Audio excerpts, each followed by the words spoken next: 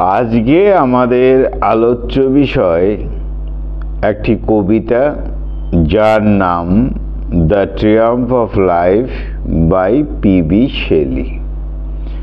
The ট্রিয়াম্ফ of Life, জীবনের জয়যাত্রা। এই কবিতাটি এবং এর অর্থ যথেষ্ট গভীর, উপলব্ধি করার বিষয়।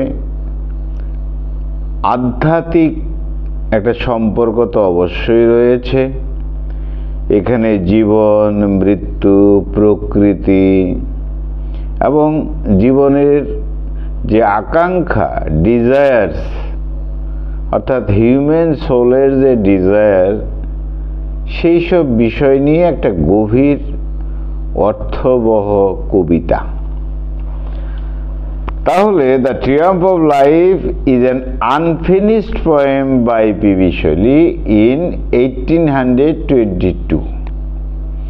এই কবিতাটি পি.বি. শেলি শেষ করে যেতে পারেননি, unfinished poem, shortly before his death, তার মৃত্যুর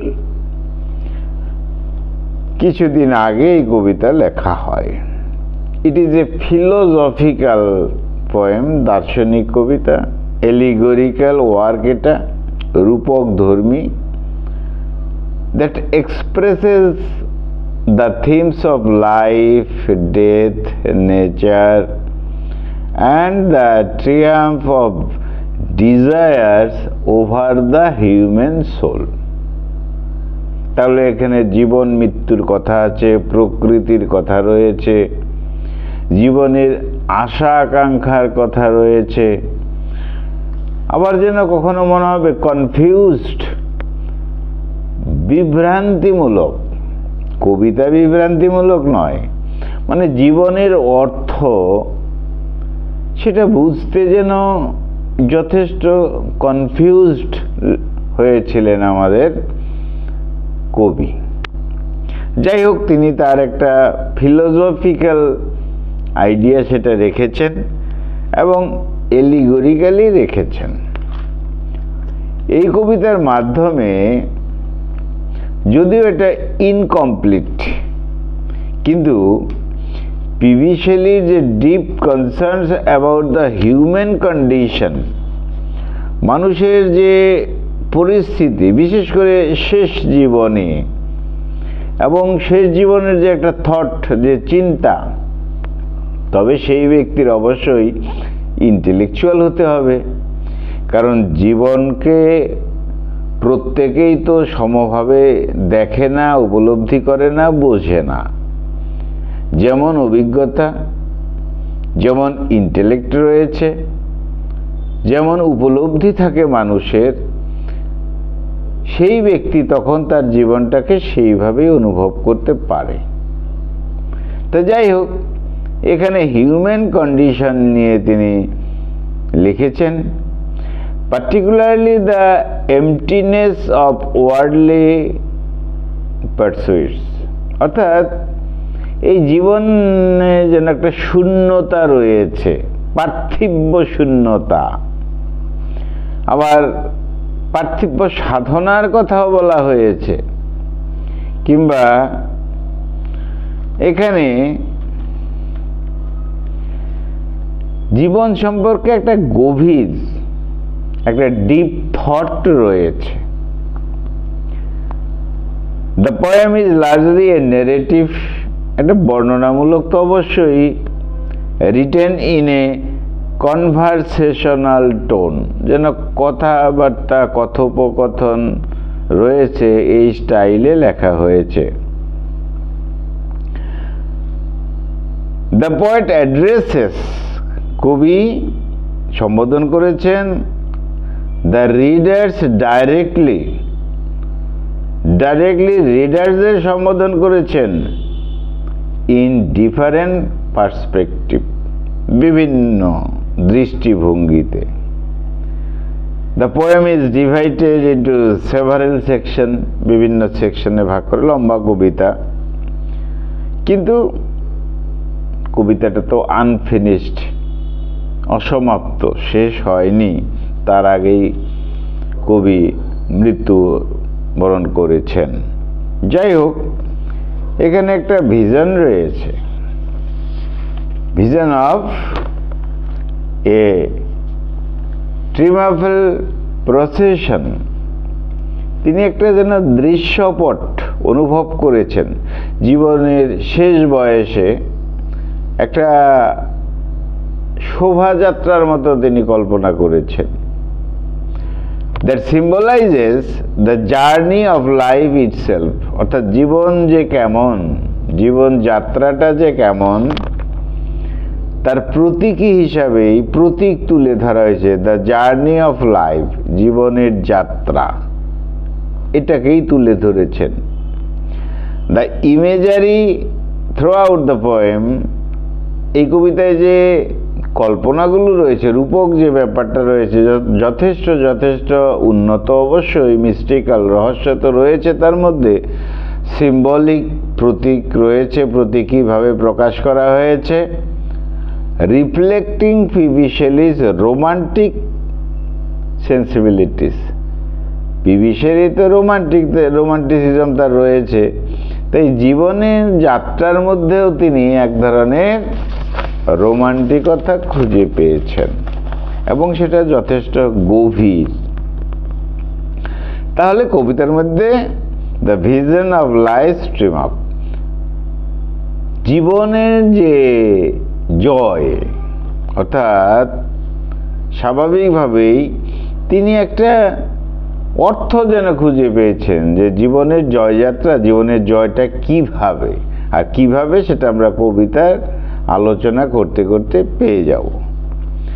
the poem opens with a vision of a grand procession, একটা প্রসেশন চলছে এমন কল্পনা করছে, অর্থাৎ মানুষের একটা শোভাযাত্রা চলছে। কিংবা এমনভাবে চিন্তা করা হয় যে এই যে মানুষের শৈশবকাল থেকে একেবারে বার্ধক্য পর্যন্ত একটা যাত্রা চলছে, এগিয়ে যাওয়া চলছে, এটা একটা মিস্টিরিয়াস ফিগার এখানে প্রকাশ করা হয়েছে। সেই ফিগারটা লাইফ, বুঝতে একটু কঠিন হচ্ছে। এখানে যে শোভাযাত্রা রয়েছে, কল্পনা করা হয়েছে, সেই শোভাযাত্রার মধ্যে, শোভাযাত্রা কেমন করে হয়, অনেক মানুষ একসঙ্গে এগিয়ে যায়, এখানে একটা লাইফ এগিয়ে যাচ্ছে, একটা জীবন এগিয়ে যাচ্ছে, শৈশবকাল থেকে তার বার্ধক্য, তার জীবনের শেষ পর্যন্ত এগিয়ে যাচ্ছে। জার্নি অফ লাইফ, জীবন এভাবে চলছে। তাই একটা মিস্টিরিয়াস ফিগার, এই জীবনটা একটা রহস্যময় বিষয়। এই লাইফকেই হু বলে পার্সনিফাইড করা হয়েছে, যেন ব্যক্তি, কোনো নামধারী বিষয় নয়, জীবন, সবারই জীবন রয়েছে, এইভাবে জীবনটা এগিয়ে যায়। তাহলে life who seems to embody, এই জীবনটাই যেন একটা মূর্ত করা হয়েছে, অর্থাৎ কবি চাক্ষুষ দেখতে পাচ্ছেন। আর এটা হলো একটা ফোর্স, একটা লাইফ ফোর্স, জীবনের একটা শক্তি। আর এটা হলো হিউম্যান এক্সিস্টেন্স, মানুষের সত্তা, অর্থাৎ কিনা লাইফ এগিয়ে চলছে, তার শোভাযাত্রা এগিয়ে চলছে, যেন লাইফটা একটা ক্যারেক্টার। এখানে ট্রিয়াম্ফ, জয়, এই যে টাইটেল, এই টাইটেলের মধ্যেই refers to the dominating power of Life. জীবনের একটা জীবন, মানুষের একটা জীবনে একটা ডমিনেটিং পাওয়ার আছে, স্বাভাবিক, তা না হলে জীবনটা চলছে কি করে। আর জীবনের মধ্যে যে ডমিনেটিং যে পাওয়ারটা রয়েছে,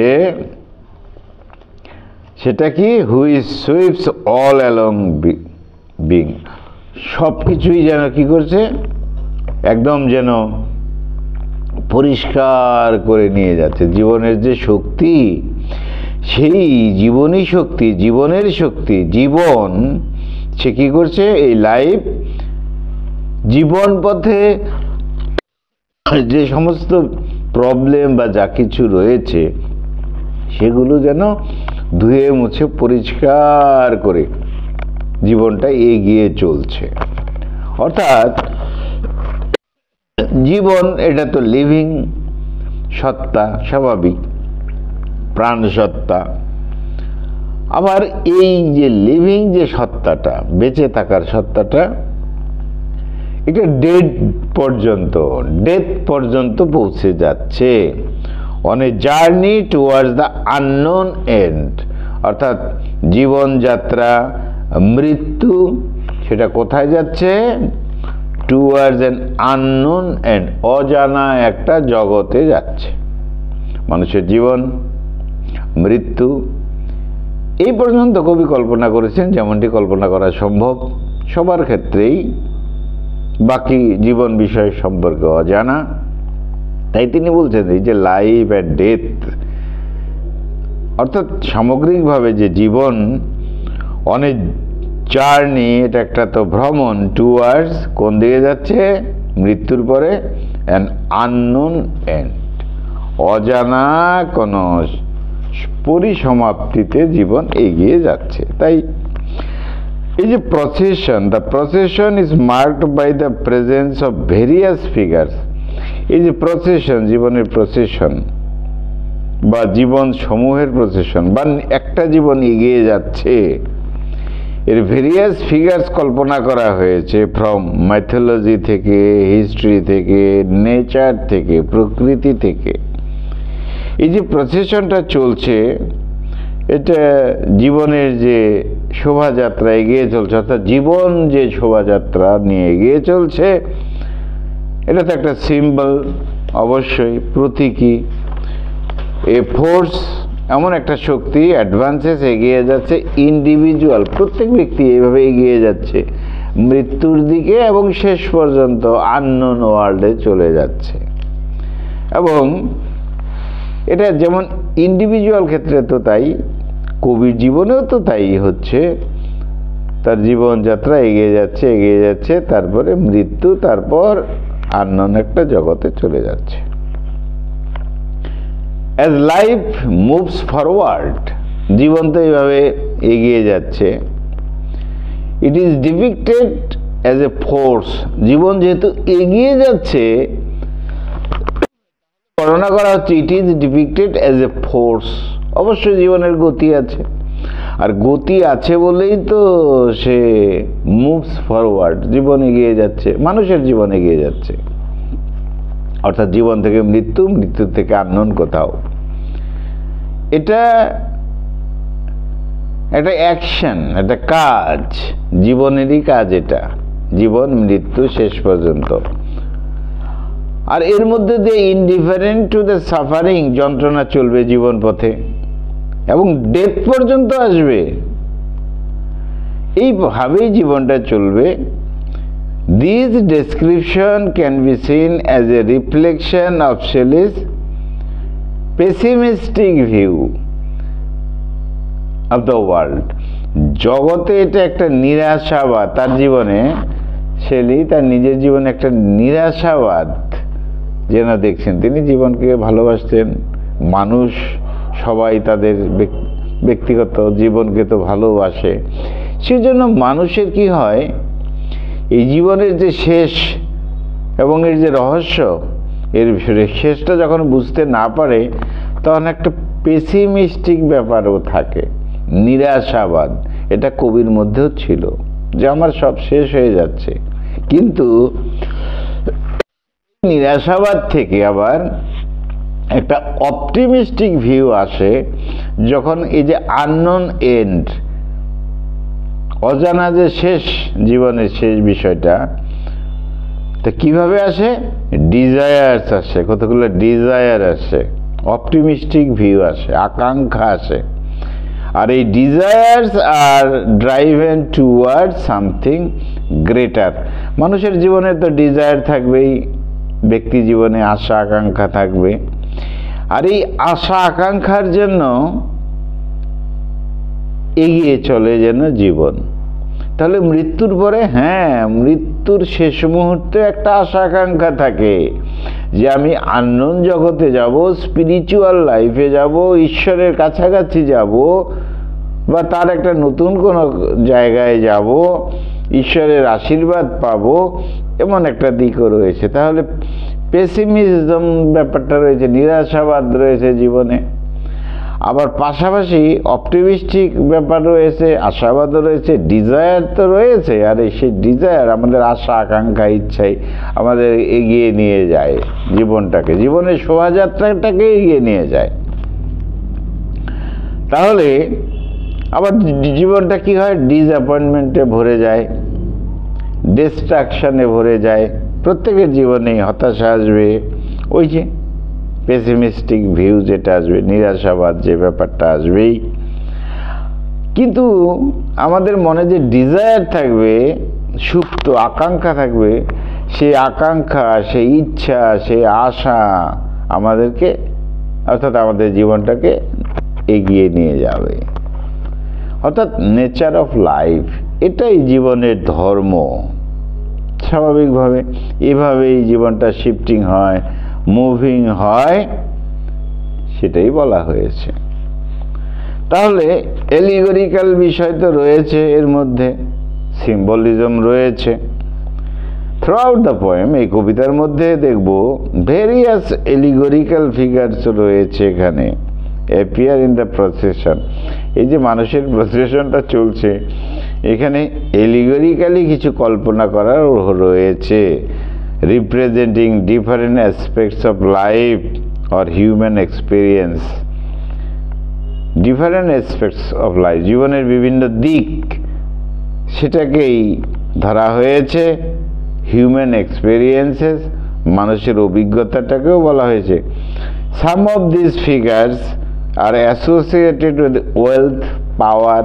অর্থাৎ একটা জীবন এগিয়ে যাচ্ছে, সেই জীবনের সঙ্গেই ওয়েলথ রয়েছে, সম্পদ রয়েছে, পাওয়ার রয়েছে, শক্তি রয়েছে, ডিজায়ার আশা আকাঙ্ক্ষা রয়েছে, পেসিমিজম নিরাশাবাদ রয়েছে, অপটিমিজম আশাবাদ রয়েছে। এই সব প্রসেশন করে এগিয়ে যাচ্ছে, অর্থাৎ জীবনের মধ্যেই এগিয়ে যাচ্ছে। সেই জন্য বলা হয় জীবনটাই এগিয়ে যাচ্ছে। এটাই বিউটি প্রসেশনের মধ্যে রয়েছে। ফেম, যশ, আমাদের প্রত্যেকেরই নাম যশ চাই, নেম ফেম ফরচুন চাই, এগুলো সব পরপর লাইন ধরে আছে। তার সঙ্গে সঙ্গে আবার ডেসপায়ার, হতাশা, লস, হারিয়ে যাওয়া, মর্টালিটি, অমরত্ব, এইসব জিনিসগুলো একসঙ্গেই যেন পরপর দাঁড়িয়ে একটা শোভাযাত্রা করছে, এগিয়ে যাচ্ছে। অর্থাৎ জীবনের মধ্যেই কিন্তু আশা আকাঙ্ক্ষা, নাম যশ, এরকম হতাশা নিরাশা, সঙ্গে সঙ্গে আশা, তার সঙ্গে ডিজায়ার, এই সমস্ত মিলেই যেন একটা শোভাযাত্রা চলছে, জীবনের শোভাযাত্রা এগিয়ে চলছে মৃত্যুর দিকে, আননোন জগতের দিকে। সেখানে কবি কখনো হতাশ হয়েছেন, ডিসঅ্যাপয়েন্টেড হয়েছেন, আবার কখনো তার মনে একটা আশা প্রত্যাশাও এসেছে, অপটিমিজম এসেছে, আননোন কিছু সে উপলব্ধি করবে, আফটার ডেথ এমন কিছু রয়েছে। তাহলে এই ফিগারগুলোকে হাইলাইট করা হয়েছে, অর্থাৎ হিউম্যান ডিজায়ারগুলোকেও তো এখানে হাইলাইট করা হয়েছে। সেখানে সাকসেস রয়েছে, ফেলিওর রয়েছে, সাধনা রয়েছে, এরকম বিষয় রয়েছে। তো যাই হোক, জীবনের যে যাত্রাটা, এটা একটা ফুলফিলমেন্ট, একটা পূর্ণতা, জীবনের পূর্ণতা পাওয়ার একটা কথাও এর মধ্যে রয়েছে। অর্থাৎ জীবনটা যখন চলছে, এগিয়ে যাচ্ছে, তখনই শুধু আশা আকাঙ্ক্ষা পূর্ণতা তাই নয়, জীবনটা যখন শেষ হবে তারপরেও যেন মানুষের আশার শেষ নেই, একটা ফুলফিলমেন্টের একটা আকাঙ্ক্ষা থাকবে। অর্থাৎ লাস্টিং ফুলফিলমেন্ট চলতে থাকে। দ্য ক্যারেক্টার অফ ফেম, এখানে একটা শোভাযাত্রার মধ্যে একটা ক্যারেক্টার কল্পনা করা হয়েছে এলিগরিক্যালি। ফেম, যশ, এটা কি? এটা একটা লোভনীয় ফিগার। যশ, সবার ইচ্ছা, মানুষের ইচ্ছা। এখানে ইমর্টালিটির কথা বলা হয়েছে। আচ্ছা, এবার এখানে একটা এমটিনেস জীবনে কাজ করে। কখন?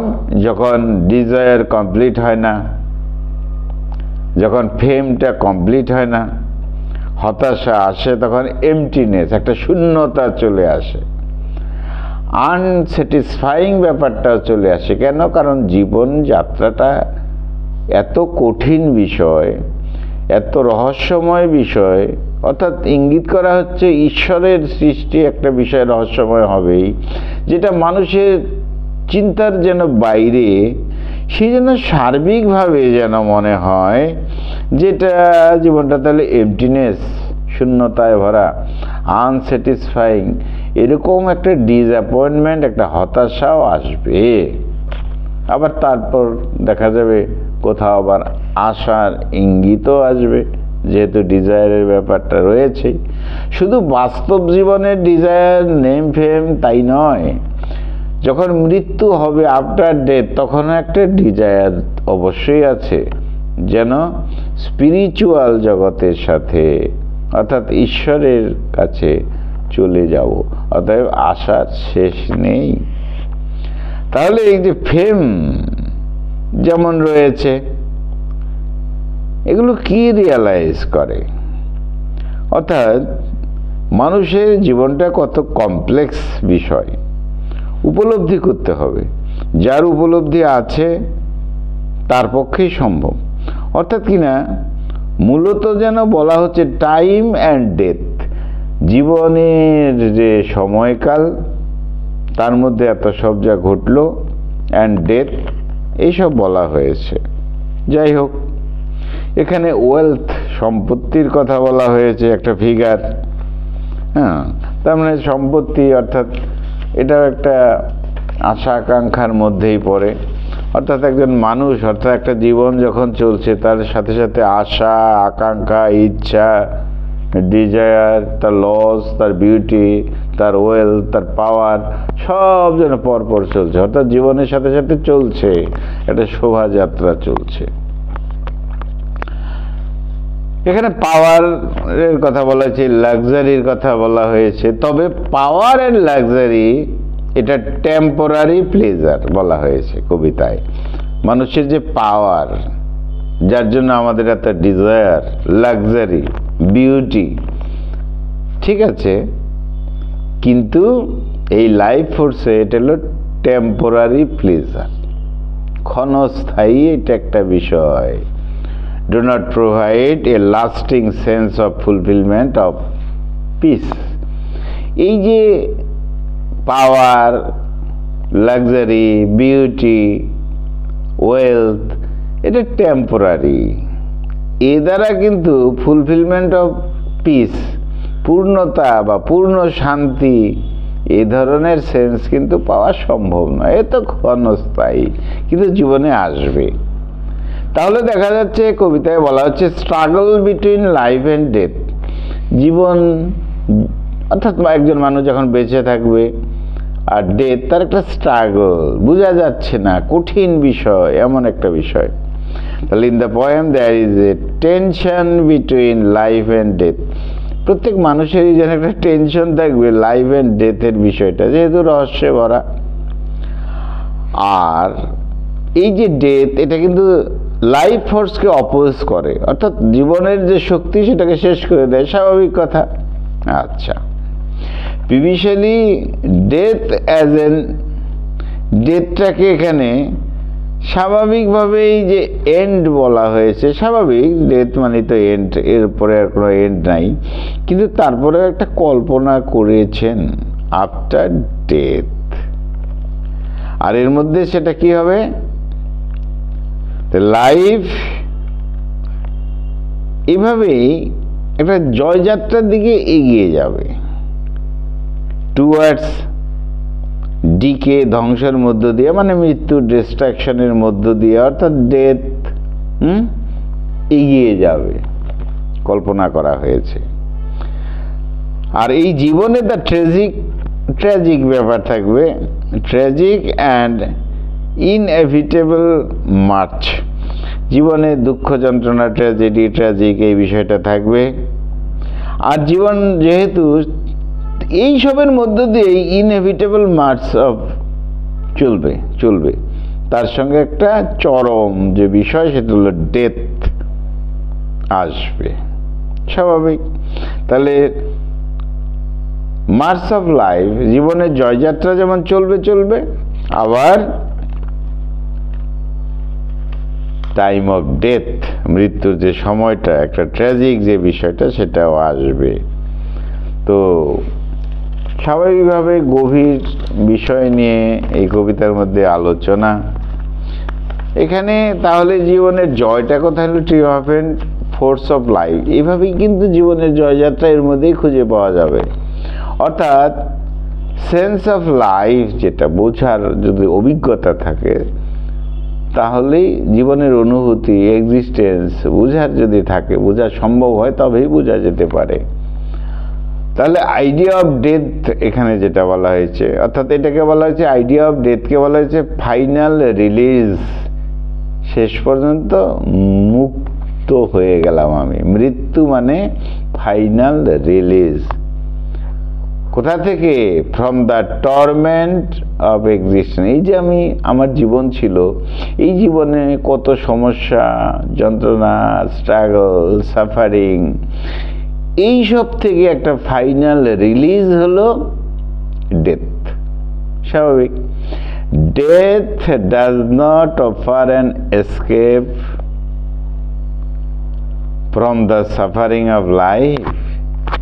আবার ডেথকে বলা হচ্ছে, এই মৃত্যুটা does not offer escape from life, জীবন থেকে পালিয়ে যাওয়া, লুকিয়ে যাওয়া নয়। মৃত্যু হলো মানে আমি জীবন থেকে লুকিয়ে গেলাম। And escape from the suffering, যন্ত্রণা থেকে মুক্তি পেলাম মানে আমি জীবন থেকে পালিয়ে গেলাম, বিষয়টা কিন্তু তা নয়। Death does not offer an escape from the suffering of life, জীবন থেকে বা জীবনের যন্ত্রণা থেকে আমি পালিয়ে গেলাম, এটা মৃত্যু নয়। পালিয়ে যাওয়াটা মৃত্যু নয়। ডেথের যে আইডিয়া, এটা হলো ফাইনাল রিলিজ। হ্যাঁ, কোথা থেকে? জীবন যন্ত্রণা থেকে আমি মুক্তি পেলাম, কিন্তু পালিয়ে গেলাম না, এসকেপিজম নয়, এটা হলো ফাইনাল রিলিজ। তাহলে জীবনের তো একটা ডমিনেশন থাকবে, শক্তি ছিল, প্রভুত্ব ছিল, তার জন্য এগিয়ে চলছে। জীবনের এই যে যাত্রাটাকে, এটাকে যেমন ক্যান নট বি অ্যাভয়েডেড, বাদ দেওয়া যাবে না, চলবে। জীবন আছে, শক্তি আছে, ক্ষমতা আছে, জীবন চলবে, যেভাবেই চলুক চলবে, যন্ত্রণার মধ্য দিয়েও চলবে, চলতে থাকবে। কিন্তু মৃত্যুকেও ক্যান নট বি অ্যাভয়েডেড, স্বাভাবিক। মৃত্যুকে অ্যাকসেপ্ট করতে হবে।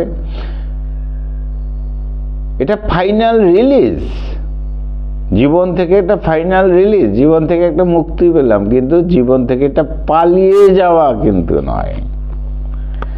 এইভাবে এন্ডলেস সাইকেল অফ এক্সিস্টেন্স, এইভাবেই জীবন বিষয়টা চলবে। তাহলে এখানে হিউম্যান অবসেশন, যন্ত্রণা তো আসবেই, যেহেতু পাওয়ার, ওয়েলথ, ফেম সবাই আমার পাশে দাঁড়িয়ে শোভাযাত্রা করছে, তাহলে তো এই সবের প্রতি লোভ তো থাকবেই, পার্থিব বিষয় এটা। আচ্ছা, তবে কখনো কবি মনে করেছেন যে আলটিমেটলি লিড টু নাথিং, এইসব পার্থিব বিষয়, আশা আকাঙ্ক্ষা, ডিজায়ার মধ্যে থেকে কোথাও মনে হচ্ছে জীবনটা leads to nothing, life leads to nothing, জীবনটা যেন নাথিং এর দিকে চলে যাচ্ছে। অর্থাৎ কনফিউশনাল বিষয়, বিভিন্ন রকম কথা মনে আসছে।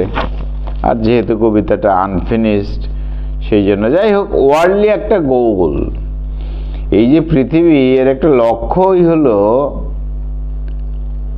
এইভাবে তো জীবনটা চলবে। তবে leads to know ultimate satisfaction, এই মৃত্যু ব্যাপারটা আলটিমেট স্যাটিসফ্যাকশন, আমি শান্তি পেয়ে গেলাম, ব্যাপারটা তা নয়। এটা মুক্তি, এ কথা ঠিক, পালিয়ে যাওয়া নয় মৃত্যুটা, এটাও বোঝা যাচ্ছে। কিন্তু আলটিমেট স্যাটিসফ্যাকশন, আমার মৃত্যু হয়ে গেল মানে আমি সুখী হয়ে গেলাম, এমনও সহজ বিষয় নয়।